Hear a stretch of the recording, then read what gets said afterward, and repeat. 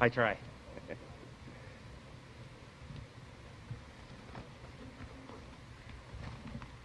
Short staff, so no introductions. How many people heard me on a Jan show for the first time, though?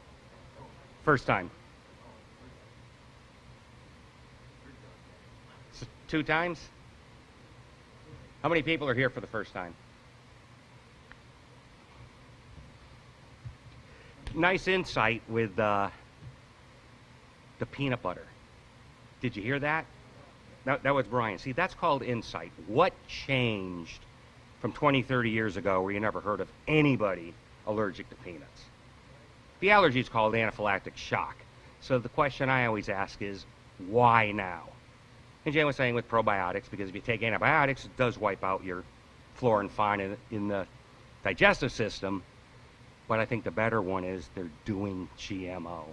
That's the genetically modified, and this is what happens. Just like Brian said, if you give them organic, and they have done that, there's no problem.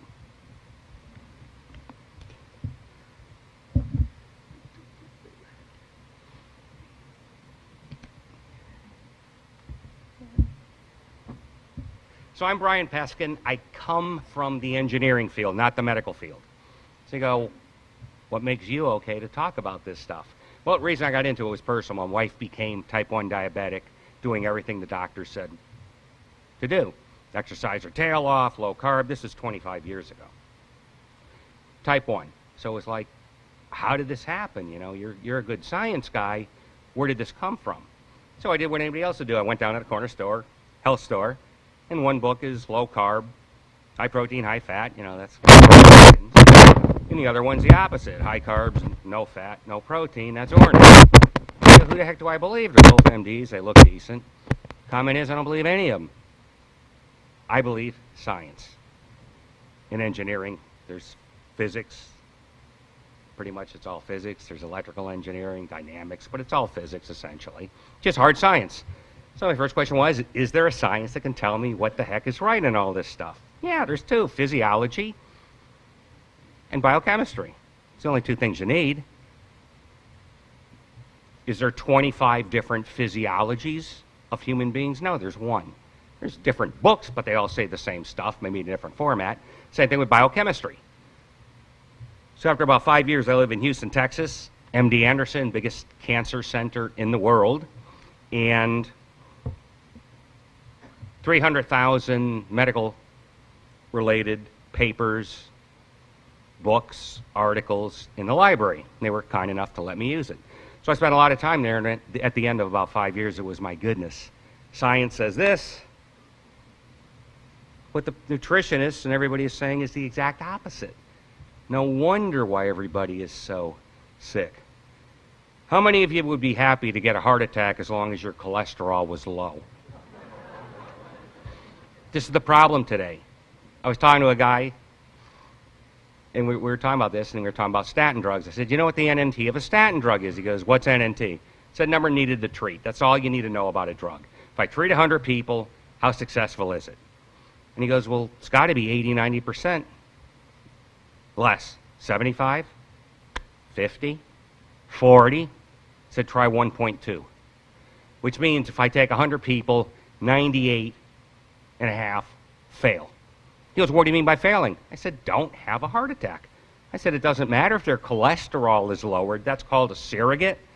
The actual thing is, do you get a heart attack or not? So only in pharmacy, in the pharmaceutical drug business, can a 98.5% failure rate, that's over 5 years, be considered a success. $15 billion a year on a statin to lower your cholesterol, and to me, 98.5% failure rate isn't real good. Just think about your job. If every decision you made, you did 100 of them, only 2 were right out of the 100, 98 were wrong, you'd be fired in about a week. Only doctors and pharmacy companies get to be okay. So I don't come from that field. I look at it and it's, you're all crazy. And I'm, the ones that know me here and have seen me before, I am no interest in being politically correct. I have one interest, saving your damn life. And that's what I try and do. Before I publish anything, I do what the old guys used to do. Verify it, verify it, verify it. Otto Warburg, who I stand on the shoulders of with cancer, and I'll talk a lot about that, would do an experiment 10 times before he'd publish it. What you get today is they do it 5 times, and they take the one result out of the 5 because they all vary that they want, so it's published. They try and verify it, it doesn't work. They did this with cancer a few years ago. A drug company tried to duplicate a lot of experiments, and they all failed. And they asked the chief person that published this, where'd these successes come from? They said, we don't care about duplicating anything. All we want to do is get published. Because unfortunately today, publishing is an end in itself. So if you're a professor at a university, or if you're at a hospital, all that counts is you have 200 papers, you have 50, you're no good, you're way better. Nobody asks the question, what did these 200 papers lead to? Typically nothing. To me, it's an embarrassment. The more you have, there's something really wrong. Einstein, 5 to 10. Feynman, brilliant physicist, 5 to 10. Nobody that's any good has an extensive number of papers. Nobody. There's very few papers you can do on seminal things that are very big. So it's a tragic state of affairs. There's so many journals today, 99.5% of them are worthless. I used to read all these things, at least the abstracts, about 500-600 a week. And out of the 600 things that were published, it'd be like 5 should even be published. And out of the 5, I could guess 4 of the results, which would knock it down to 1. Which means you have 50 decent things a year, which is a lot in the medical field. But they don't see it that way, so it's very, very unfortunate. Let me give you a few things that just came out. Science Times, this is out of the New York Times, January 6th. Cancer's random assault. Anybody see this? Cancer is caused by bad luck. Random mutations account for 2/3 of people getting cancer. For the average cancer patient, this is good news. There's a sense of comforting in this. It wasn't your fault. I can't even believe somebody would put their name on it. Random, you just got it because nothing you did caused it? Unbelievable. Wall Street Journal picked it up again. Oh no, New York Times, here it goes on. Oh, it's a huge article.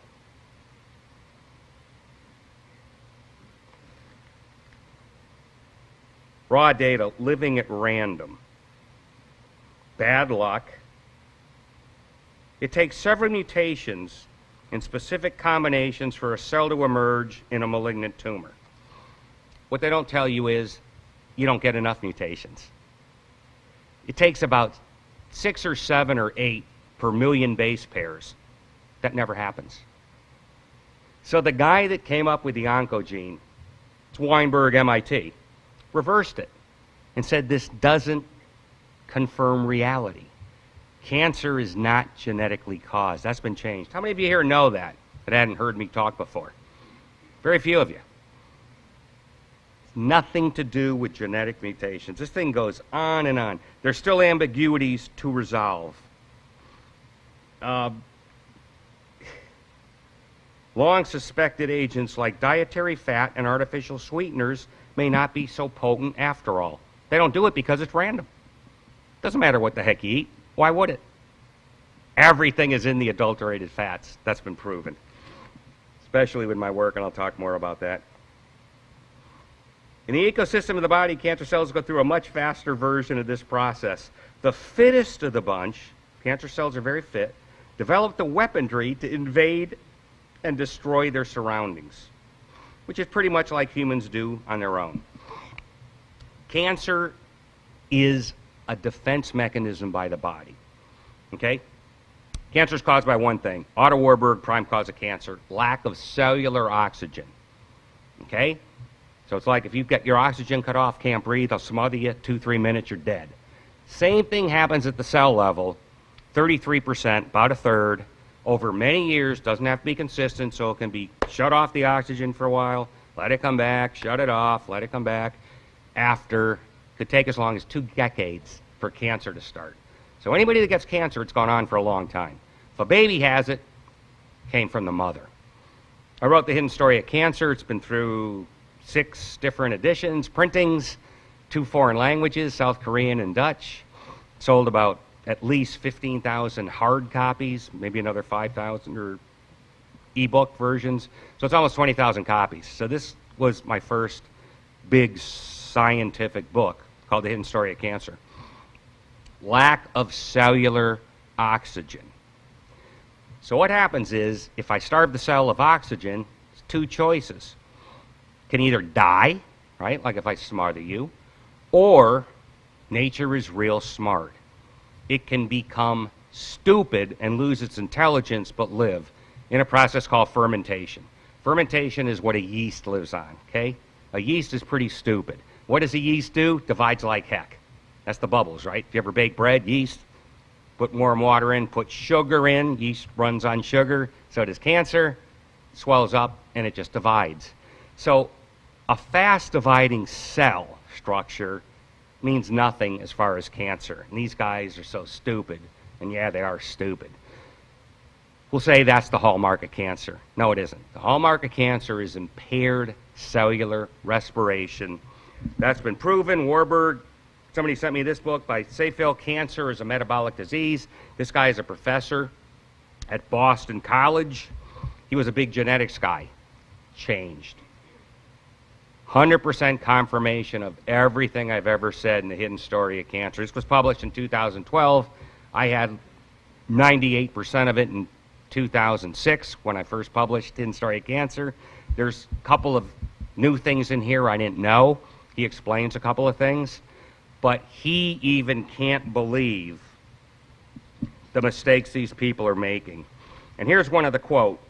Talks about something complicated. Quote, "This explanation seems preposterous and highlights the inability of the gene theory of cancer to provide a credible explanation." So he's even saying the gene theory is utter nonsense.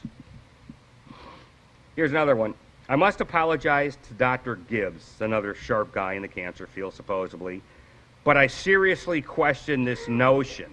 I consider the majority of gene defects described in human cells as a downstream epigenetic insufficient or damaged respiration. This includes the majority of recognized oncogenes and tumor suppressive genes. Alterations of these genes are required to enhance the non-oxidative blah, blah, blah. In other words, the genetic damage seen in cancer arises as an effect, not a cause." I had that years and years ago. So any genetic changes in a cancer cell are not the cause. It wasn't based on genetics. It was caused by starved cellular respiration. To my knowledge, nobody else in the world understands why that happens. It's all in the fats we're going to talk about in the cell membrane. There's 2 fats that are essential, meaning body can't make them. Parent omega-6, parent omega-3. Linoleic acid and linoleic acid. Those are the 2. One has 3 double bonds, one has 2. Important things you need to know, they're not interchangeable. Omega-3 can't lose a double bond and go to omega-6 like you may intuitively think. They're separate.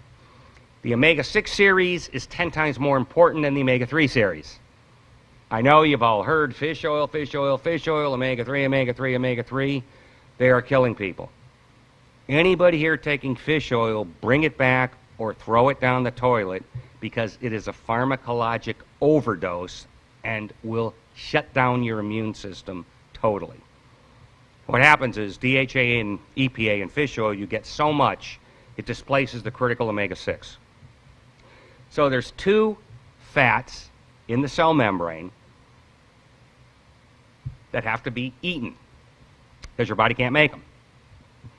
25 to 33% of every one of your 100 trillion cell membranes have these fats. Now just picture 100 trillion cells that are screwed up. What would you expect to happen?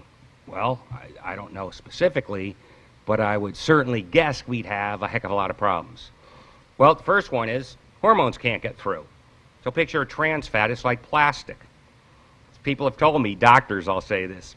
Oxygen's a nonpolar molecule, it's a small molecular weight, it diffuses right into the cell membrane, no problem. Well, it diffuses right into a cell membrane, assuming it's a fully functional membrane. Do you think it would transfer through a piece of steel or a piece of plastic? No.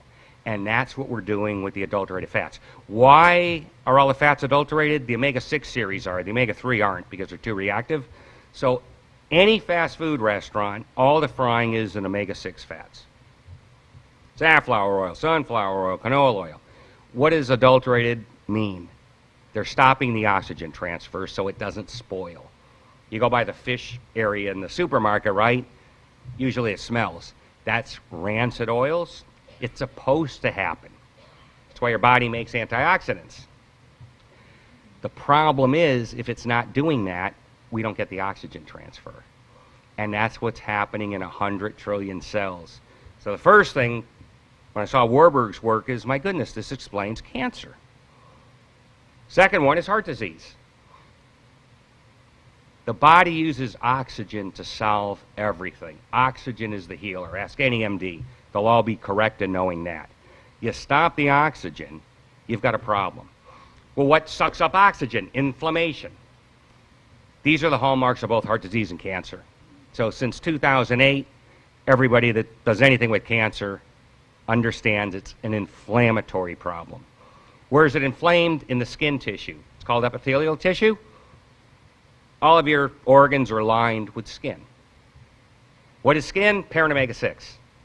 Has no omega-3 in it. There's no omega-3 derivatives. There's two things. There's parents, derivatives. What's a derivative? It's like the offspring. They're longer. Your body does this in a very controlled way. There's enzymes that break apart the parent omega-6 and omega-3 and make it longer. What are some of the terms? GLA, you probably heard. That's in evening primrose oil, borage oil. DHA, EPA, that's in fish oil. So it takes the parent omega-3 and makes it longer. What they haven't told you is how much DHA and EPA does your body make. Because everybody's told you need more of it, right? Right? Just for some stupid reason, you need more. Nobody asks the question, well, how come 50 years ago we didn't need more? Was every new baby mentally impaired, visually impaired, neurologically impaired? Because that's where the DHA is. Biggest depository is the brain, then it's the retina, and it's the nervous system. No. So where does deficiency come from? Well, blah, blah, blah, you know, your body produces very little of this on its own. So nobody asked how much is it supposed to do. And luckily in 2010, a couple of doctors over at the National Institutes of Health measured it. The answer is 7.2 milligrams, and that's on the high side.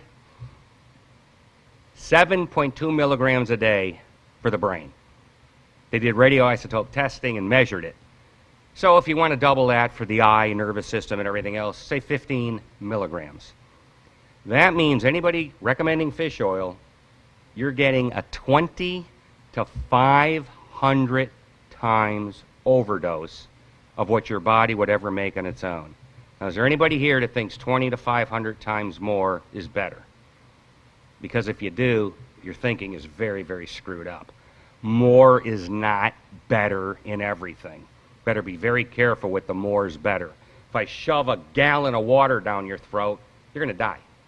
The more is not better. If I give you pure oxygen to breathe, you're going to die. Even though you need oxygen, give you 100%, you're going to die. So you better be very, very careful with what the body regulates on its own. Sugar. Got a lot of diabetics in here? I guarantee you, it's the biggest epidemic in the world. And your doctor helped that too. Because when he told you low salt to stop the hypertension, that causes heart disease. Salt is required in big doses. Back in '96, I talked to John Leroux, MD, head of the Hypertensive Institute at Cornell. He was Time's Man of the Year. I didn't know this until I found out he was on the cover. I talked to him, and I wanted to use a quote in one of my books. He said, Brian, I don't give quotes because people always misconstrue what I say. I said, I'll write what I'm going to say, fax it to you, and you can initial it. And he did it.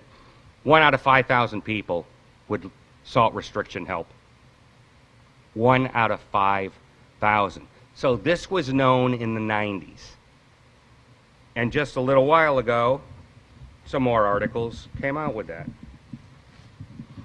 I mean, there's so many of them. August 2014, Wall Street Journal. Low-salt diets pose health hazard.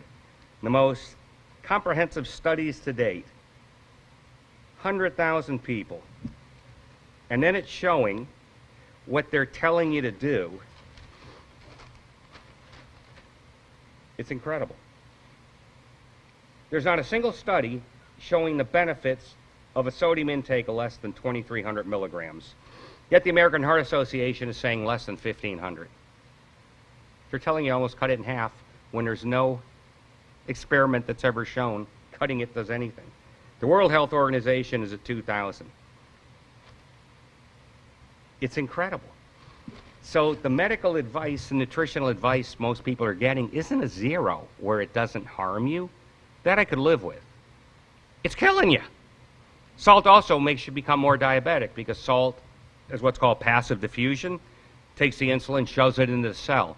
So you'll have less insulin activity on a low-salt diet.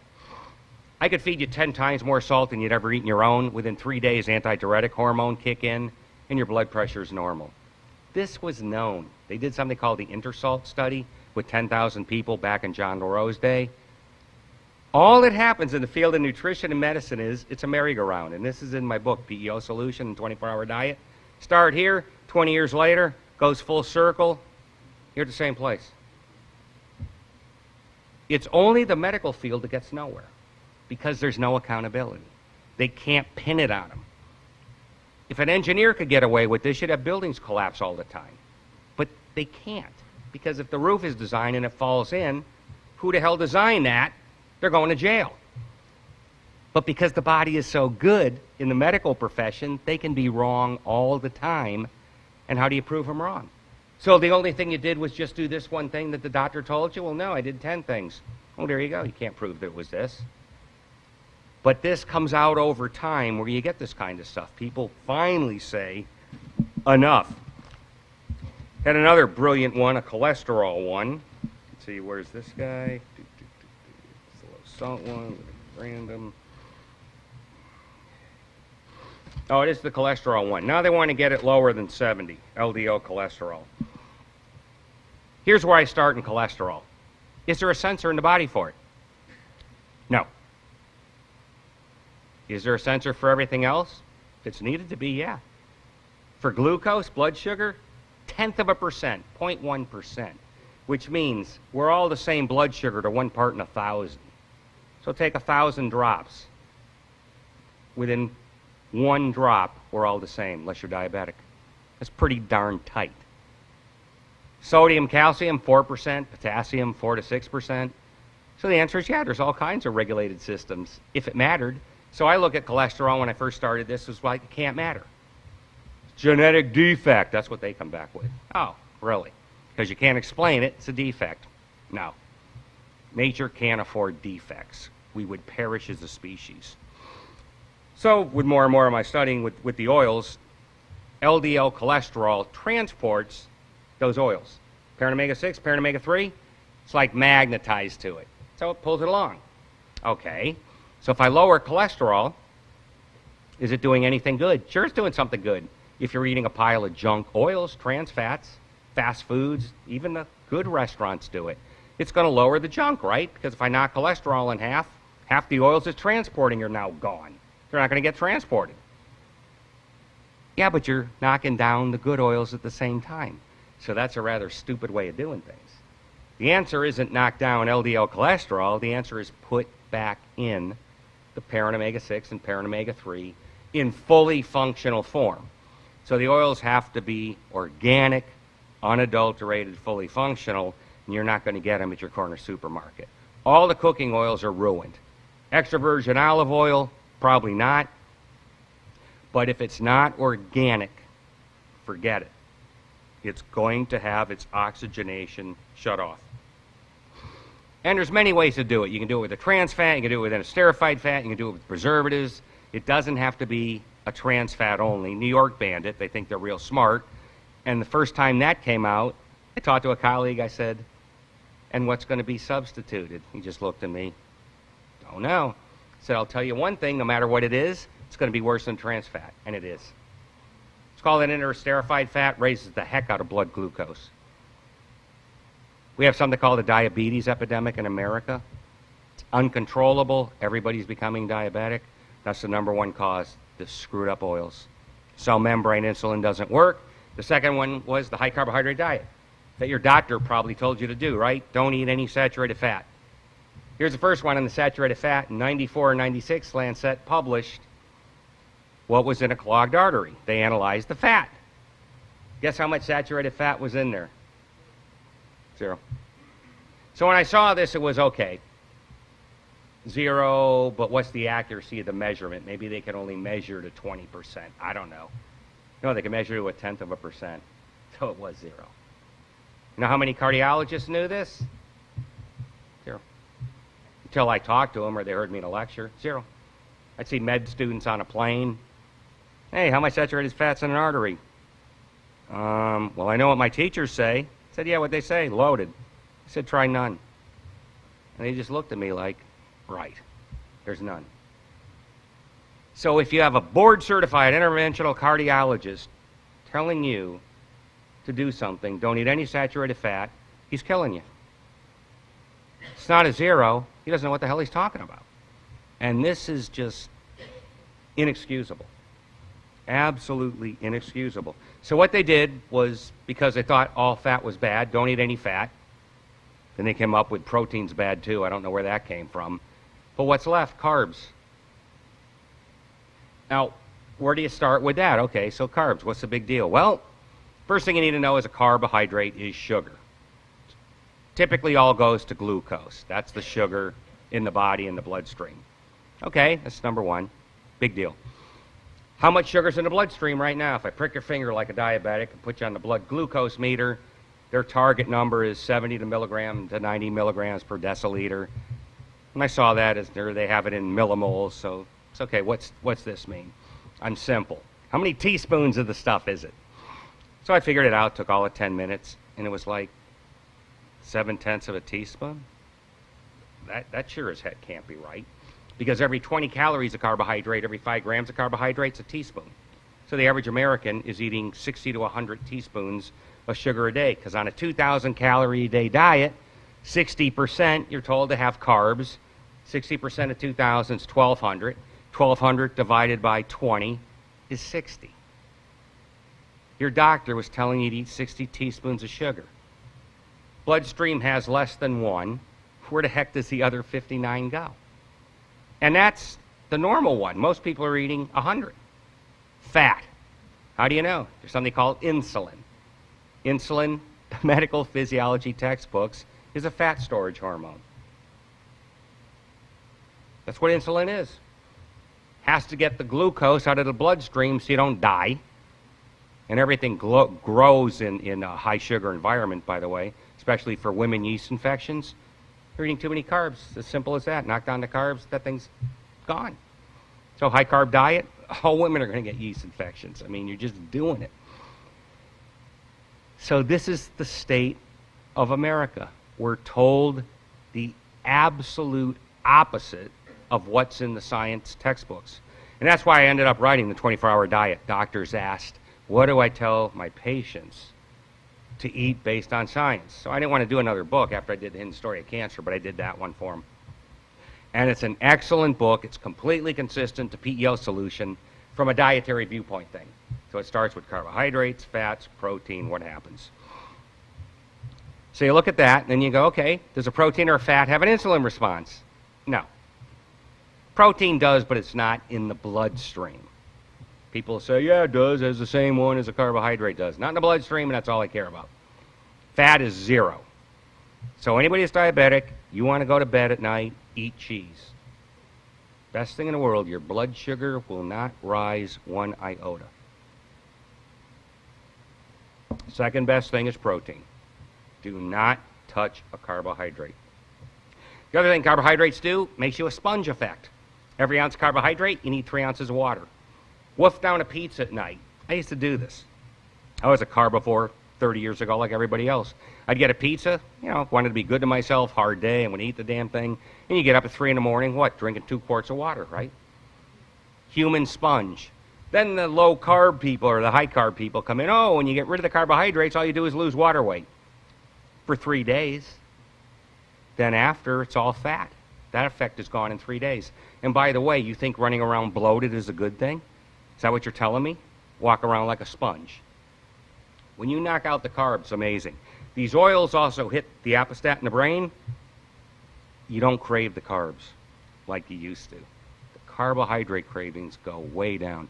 So both 24-Hour Diet and PO Solution talks about one of the ideal things to eat for a meal is a protein powder fruit smoothie combo. Whole pieces of fruit like cantaloupe, strawberries, blueberries. Can't have juice. Bananas are awful and pineapple's not too good either. But anything else, you get a third to a half of the expected glucose output in the bloodstream. Dr. Rowan told me about this, had me get a book. I read it. I was shocked. So my wife's type 1 diabetic. That's what got me into this whole thing. So we're going to do an experiment with you. I want you to eat these 10 ounces of peaches, because I could buy 10 ounces frozen. Wolf them down. I want to measure your blood sugar before, measure it 2 hours after. Measured it before, it was on the high side, which I wanted, because the higher the blood sugar, the more insulin you need, so it blunts the insulin response. So you need a heck of a lot of insulin, and she produces none because she's type 1. 2 hours later, went up 14 points. I said, this is impossible. It had to go up, I calculated, at least 150. I said, there's no way in hell it went up 14 points. Measure it again.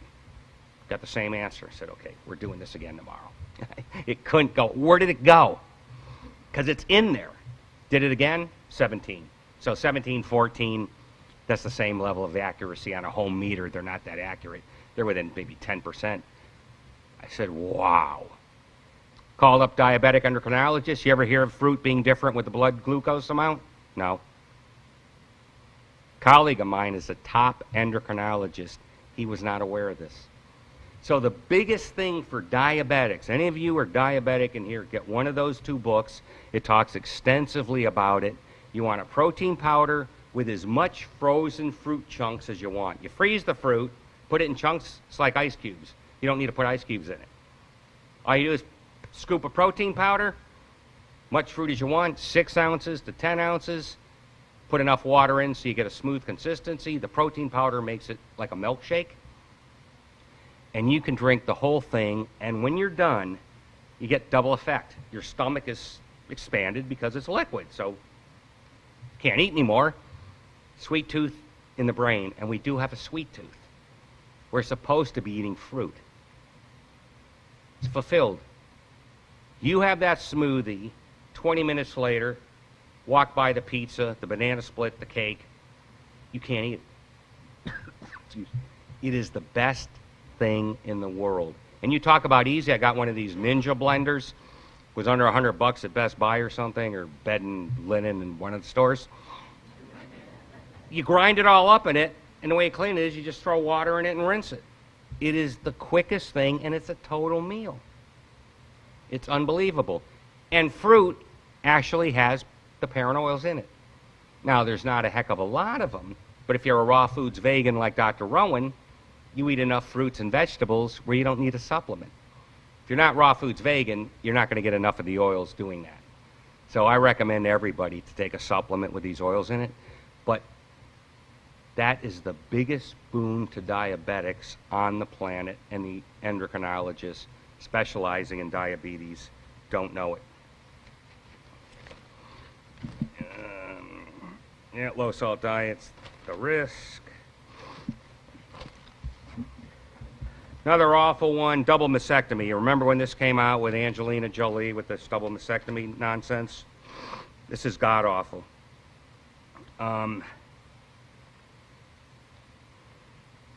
They get both breasts removed to reduce their chances of getting cancer again, but they'll likely have no better chance at long-term survival than those who have had far less invasive lumpectomy. We thought we'd see survival benefit with the bilateral mastectomy, particularly in younger women. There's been 6 times increase of this double mastectomy prophylactically between 1998 and 2011. And in the younger kids, the younger women, 9 times more, it's worthless. These doctors were letting women do prophylactic mastectomies, and it's worthless. Any of you see this in the paper? This was September 2014. Big article. The same time, same page, study, low-carb diet, better for you than low-fat. So, I mean, this is the kind of stuff, and I've never seen anybody be held accountable for this. My first question is, where's the guy that said low-fat's good? Throw him in prison. Anything. The double mastectomy thing, how can this be allowed? And when I saw that is, I know what they're looking at. It's technical. It's called conditional probabilities, and it's not what you think. Here's what conditional probability is. You smoke 2 packs of cigarettes a day for 28 years. And this was done. American Cancer Society has this. So 40 cigarettes a day, 28 years, 100 people do it. How many people would you expect to get lung cancer after the 28 years? I'd expect all 100, right? The answer is no. 16. So that means 84% of the people don't get lung cancer, which is less than half, which means smoking is not the prime cause of lung cancer in the least. If it was, at least 51% would have to get it. Okay, so that's the probability. If you smoke, you'll get lung cancer. What they make the mistake of is, it's another question. Given that you have lung cancer, what's the probability you're a smoker? I'll repeat it slower. You have lung cancer, now go backwards. What was the probability that you were a smoker? Well, it's the same damn question. No, it isn't. It's completely different. That answer's 86%. So of the people that have lung cancer, the vast majority were smokers. But of all the people that smoked, the vast majority of smokers did not get lung cancer. And I was actually at a little thing put on by MD Anderson, biggest cancer center in the world. And there was a nurse talking about this, and we gave the statistics. I raised my hand. And she goes, yeah, I was always wondering about that myself. She didn't even understand it. And then the people in the room started bitching at me, saying smoking's no good for you. I said, wait a minute. Never said smoking was good. It's like the people didn't even want to be told the truth. I said, I'm just not talking to any groups anymore. Typically, I don't do a lot of lecturing like this. I love Iowa. I typically now, it's all medical. So, I mean, I go to conferences where there's, a couple hundred MDs, integrative physicians, where they like non-drug solutions. So all an integrative complementary medicine, they may say. All it is, I want to help my patient. Can be a drug, cannot be a drug. I don't care what it is. But I got so frustrated with people just being complete idiots. I mean, I'm trying to give real numbers on something that even the presenter didn't understand. And people are complaining smoking's not good. Well, who said it was? That's not the point. But we keep getting misled, and once again, if you don't know why something is caused, the odds you find a solution goes way down.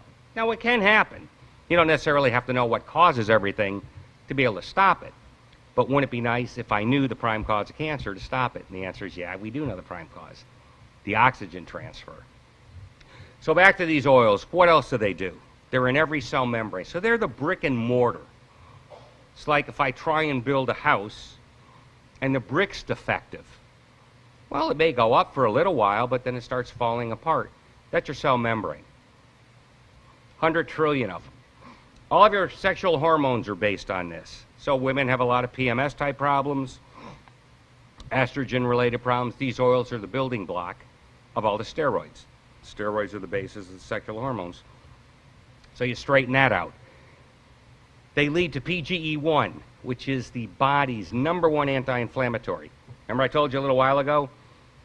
Inflammation is the cause of cancer. Inflammation is the cause of heart disease. We're getting inflammation from the screwed up food we eat, especially the adulterated fats. You put the parent oils back in, especially the omega-6 series, PGE1 is maximized. Arthritic problems go down. Pain goes down. anything tied to inflammation goes down. It goes on and on what these oils do. And people go, oh, so you think you got the fountain of youth here, do you? I said, well, it's so fundamental, I'd expect a deficiency in these oils would have enormous ramifications. Now, there's two enzymes, you'll hear this, delta-6, delta-5 desaturase. That's the big thing. The enzymes are impaired in everybody, and they don't work. That's why you need fish oil. Anybody here heard that? They're impaired. It's called the delta-6 desaturase. It's technical, but that's the first one, and that's where the PGE1 goes. So if anybody has an impairment, if you're diabetic, if you're an alcoholic, yeah, there can be some impairment in it, but it's nowhere near what they're saying. So I like a formulation of the oils that has GLA in it.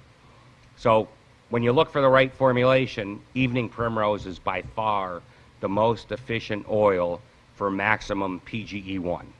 That's the biggest anti-inflammatory. It does other stuff too. It's a vasodilator, it's an anti-aggregant for the platelets, but what I really like about it is the anti-inflammatory effect. The other thing that the omega-6 side goes to is prostacyclin. That's called PGI2. They're called prostaglandins, if you want the technical term. They make it where the blood platelets cannot stick to the artery wall.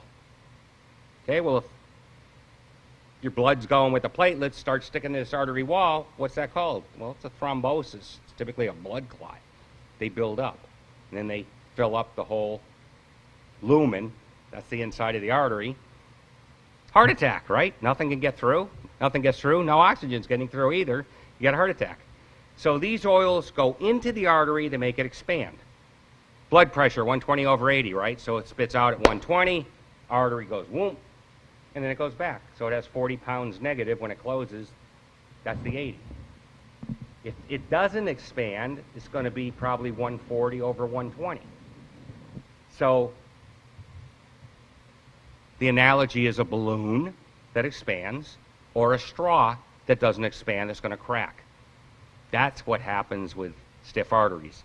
And we did something called the Iow Experiment in 2010. Had people start taking nothing, measure how flexible their arteries were, then took the oils, measured them later, and then we had a group that was taking fish oil, stopped, and changed over to the parent oils, and measured them too. The people taking nothing was about 7.5 years younger.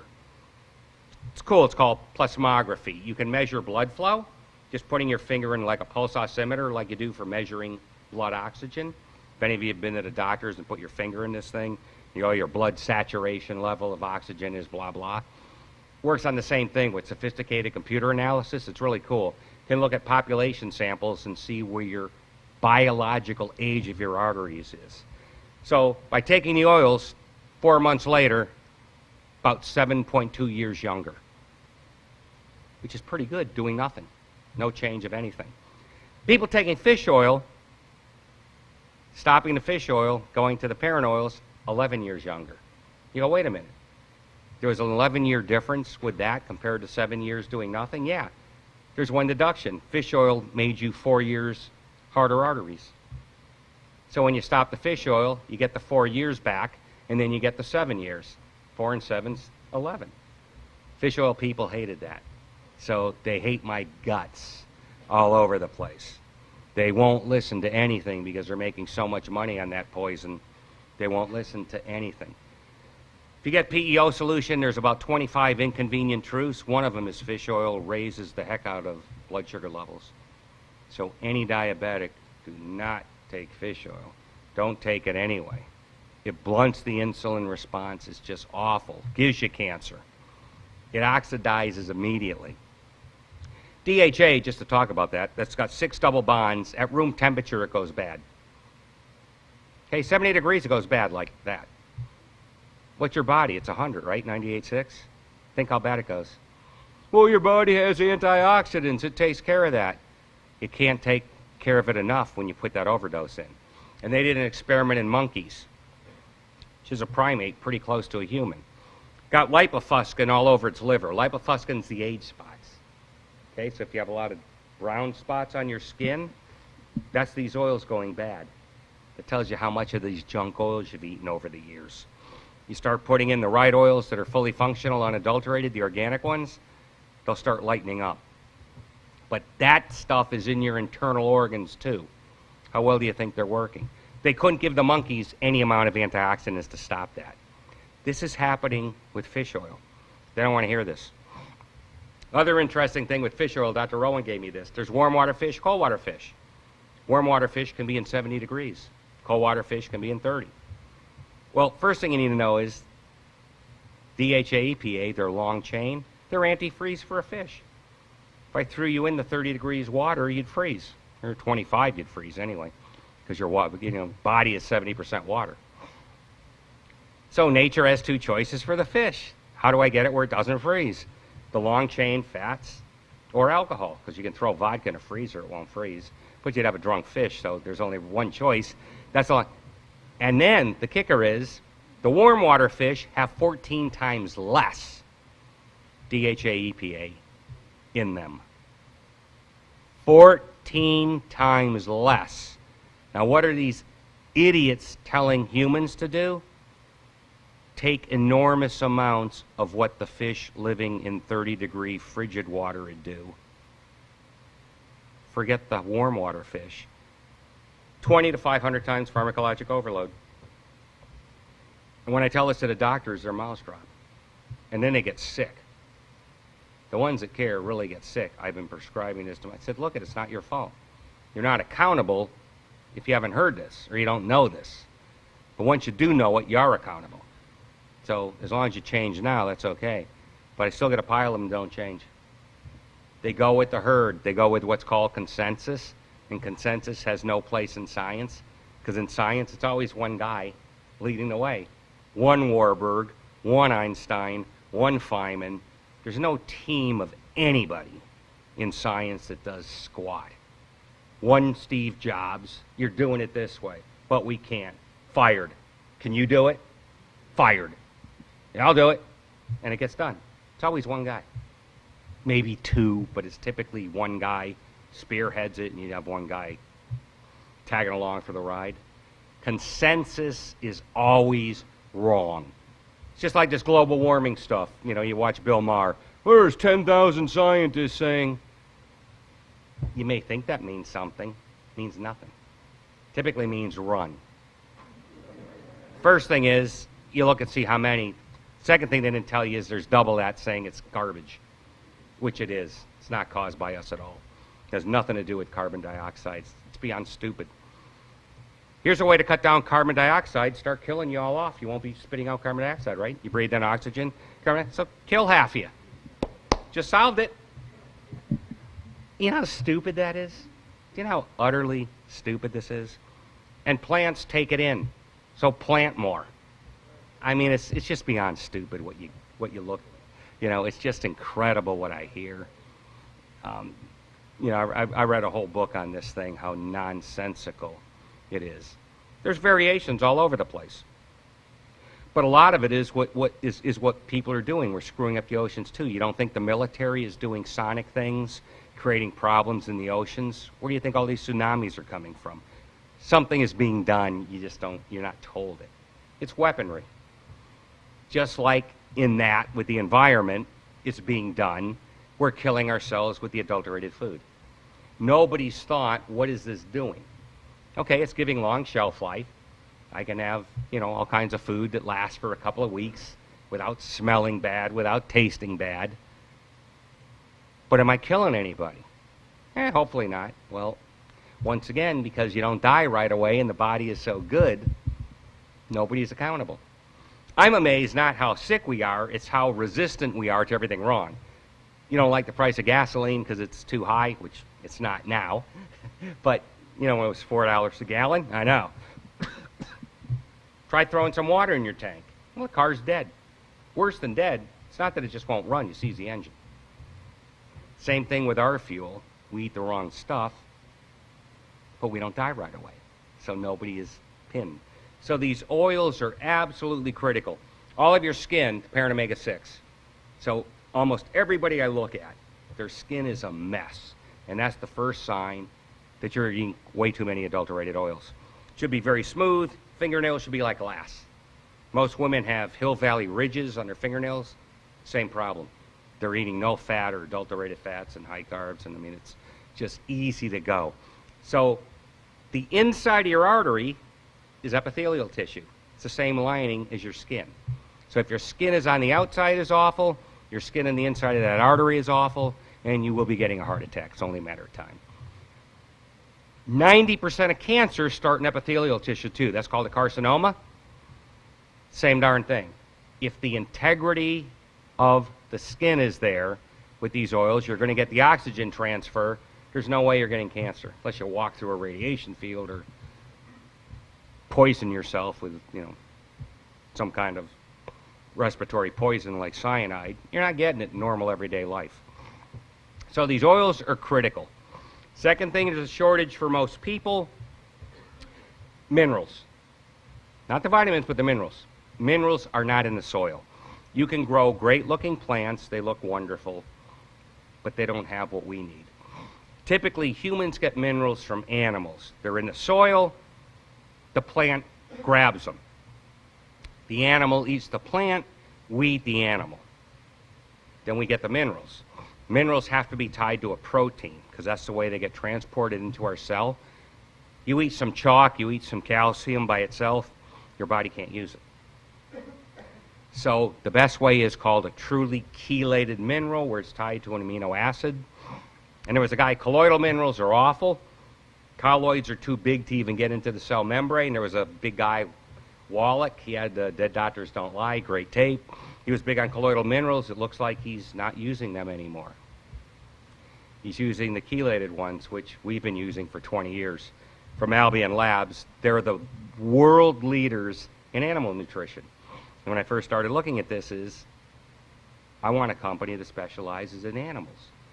The animal can't talk, and if they get sick, they're shot. There's no health care for an animal. Just shoot it, so they can't get sick.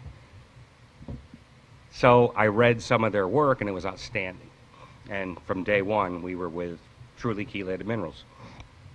The third thing people need is, because we're eating so much junk, a detoxifier. And the best thing I've ever found is called Essiac. It's a Canadian-Indian cancer remedy it started. But it's the best blood purifier in the world. It works completely differently than the oils. So it's non-irritating, non-stimulating, kills everything in the bloodstream that shouldn't be there. You can get it in two forms. You get it liquid. It has to be brewed like a tea for 12 hours. So you can take just the herbs themselves. And it's about 95%, 90% anyway, as effective. I didn't believe it would be, so I had a simulated digestive test run on it.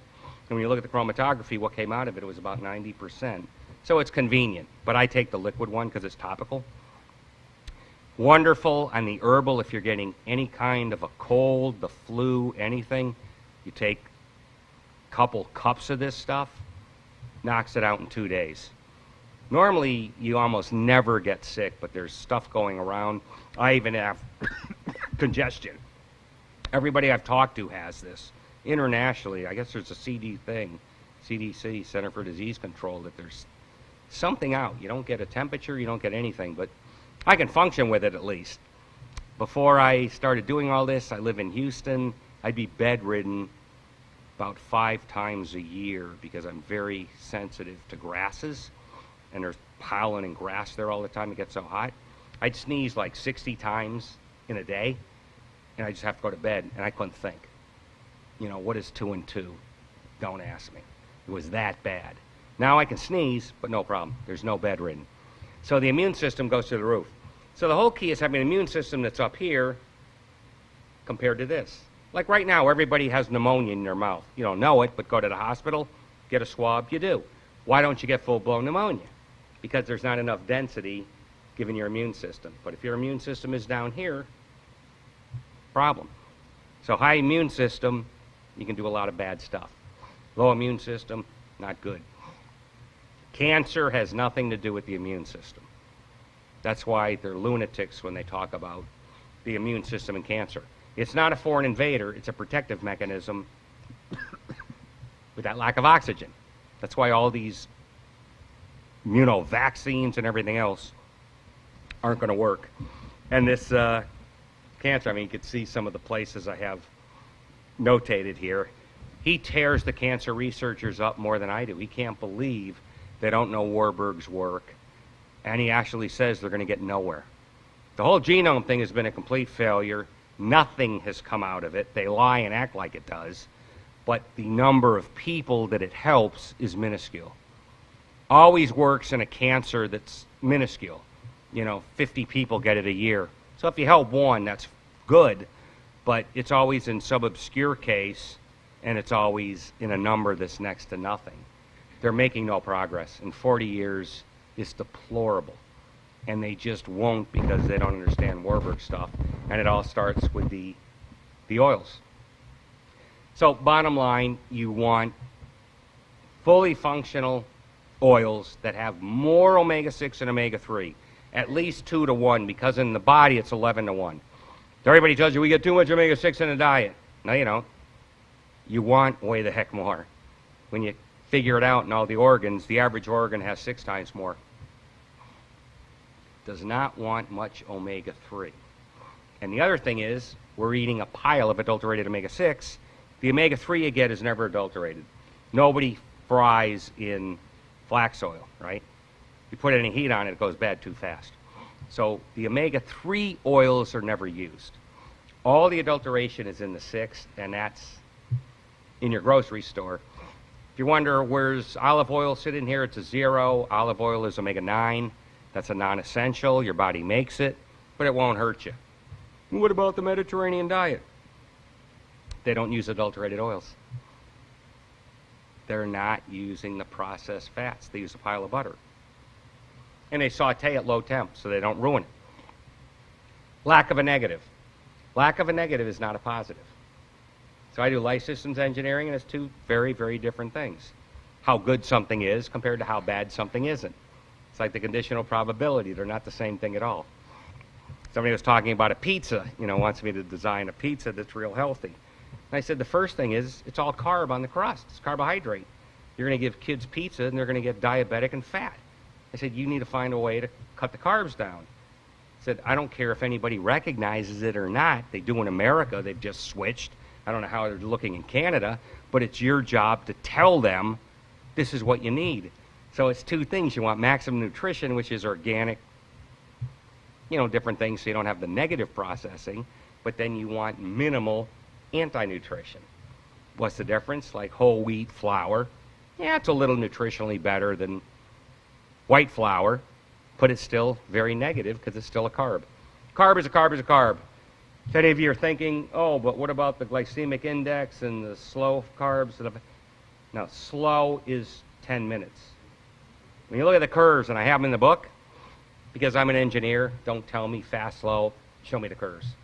I'll make my own decision. I don't really need your help here, thanks. So I looked at it. It was all at 10 minutes. And actually, on the low glycemic index, your resting blood sugar levels were higher than the simple sugar. And that's been destroyed too. So this whole South Beach diet with the glycemic index, it's utter nonsense. That is destroyed in the 24-hour diet. Like I said, my job is to bring you and physicians state-of-the-art medical science they haven't seen. Because everybody's time is valuable, especially with a physician. The last thing they typically want to do is hear more about what they're doing. So I have to give them stuff I know they haven't seen. And they're really thankful. So you're getting the stuff the physicians get exactly. And when you read this, and I hope you'll get one of the 2 books at least, they're very consistent, but they hit things at very, very different ways. But because I start in the right place with the oils, it's like the center of a circle. I'm always going to be right anywhere in the radius I go because I start in the right place. However, if you start somewhere on the outside of a circle, you're never getting back to the center. And that's why people always ask me, how many colleagues do you have? Well, really none. I have associates like Dr. Rowan, but I don't have anybody I stay on board with because they may be right in one area, but then they're wrong in 10 others. It's like Dr. Oz on TV. You ought to stay with cardiology and shut the hell up with everything else. I mean, the guy, it's sinful. And the proof of it is he's in Scrubs talking about, why someone's overweight. what, you're going to be called for a heart surgery? I mean, they have to give this authoritative figure. Then I saw two other ones, because I don't watch this stuff, but sometimes, you know, my wife will have the garbage on, which I'll yell at her for. She'll do it anyway, and I just walk through. There's another one, two young guys, the doctors, I think. They said something that was beyond stupid. And it made no sense at all. Oh, yeah, how much calories you burn up and how much fat should be lost. And it's like, if you didn't run, you should be gaining 20 pounds a year, which made no sense, because fat burning doesn't start with calories. We could talk about that after the break if you want. Somebody can ask me about running and how much fat you're going to lose from exercise. And they didn't even believe it. You could tell they were just reading off a card with no thought whatsoever, because they had to be bewildered. Because when they said it, I said, that's beyond stupid. And you could tell that they hesitated, but they had no clue why it was so stupid. They just read. Here you have experts giving advice. You think they're credible, and they're killing you, like with the salt. So fundamentally, people always ask what supplements you take. These three. I mean, I take the same stuff myself, and I'm 20 years younger, cardiology-wise, than my age. No exercise whatsoever. Nothing. Lots of steak, lots of fat. Do some other things too, but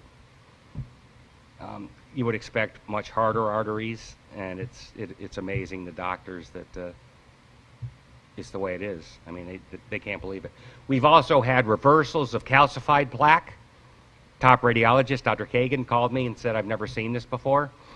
So there was a smoker in his 60s with calcified plaque, which is the last stage of heart disease.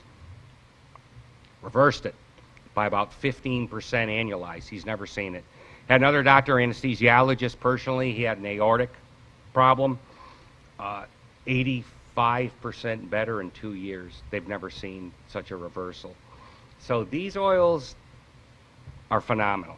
And then the Iow Experiment proved it, and now we're going to get a confirmation one in LA in the beginning of the year. So these three things, for 99% of the population, are all you need.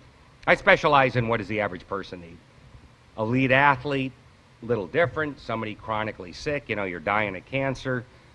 There's some other things you can do too, but for the average person, prophylactically, meaning I don't have a disease, I don't want to get it. So prophylactic means in advance of getting the darn thing, I don't want to get it. Phenomenal.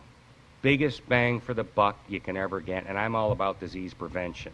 Once you get it, it's harder. Can you do things? Yeah, but especially cancer, because you've had it once it starts for at least 8 years. Women, I don't know if you know it or not, but before cancer shows up on a mammogram, 8 years. They tell you how early the detection is. They're lying. It's not early at all. It's 8 years you've had this going on. And a mammogram exacerbates it, because the last thing you want to do on a tumor is throw pressure on it, spreads it. They're idiots. They won't change, and they've been told it's wrong. I don't know if you remember, years ago this came out. The women go nuts. They should be using thermography. Thermography is 5 times more accurate. You get a baseline, because cancer heats. The worse the cancer is, the hotter it is. Thermography picks it up like boom. Do not get mammograms. Always after my wife to get it. No way in hell. You're not getting any of that. You don't have any problem anyway. But what's the other one? Oh, the cholesterol drug, statin. No way in heck. You're not getting it. I think those are the two. And doctors, they work for you, remember. They may tell you to do it. Just say, I appreciate it, thanks. Just put it in a record. Patient won't do it. And there's typically no problem. I mean, they could fire you and say, if you're not going to take it, get out of here. Fine. Don't buckle into them. They don't know what they're talking about. When it comes to statins, the only reason they go for them with a 1.2% success rate is they don't think there's anything else. Even brilliant doctors say this. I hope I'm the one it helps. Flu shots, I won't touch with a 10-foot pole. Excellent thing. PO solution. The department head in charge of flu, huge retraction. This was a year ago. Had no idea patients were getting misled so much. It's worthless, and it's especially worthless in the older populations that it's supposed to help.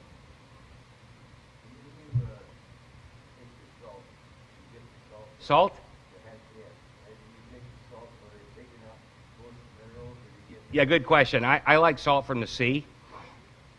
It's much, much better. Yeah, anything else is industrial salt.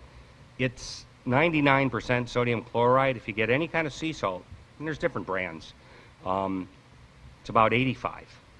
So there's a huge difference. If I take a quick break, maybe 15 minutes, and you could look at some of the books out there.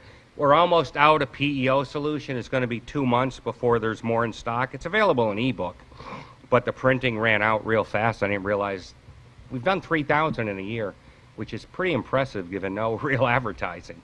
Mainly to doctors, but a lot of people just love it. The way I write is it's technical, but it's written so you understand it. Okay, so you'll see actual quotes, but then you'll see the translation of what it is. So take 15 minutes and take a look out there, and if you have any questions, please save it for the group, because if it's a question for you, there's going to be 10 other people thinking the same darn thing. See you in 10, 15 minutes.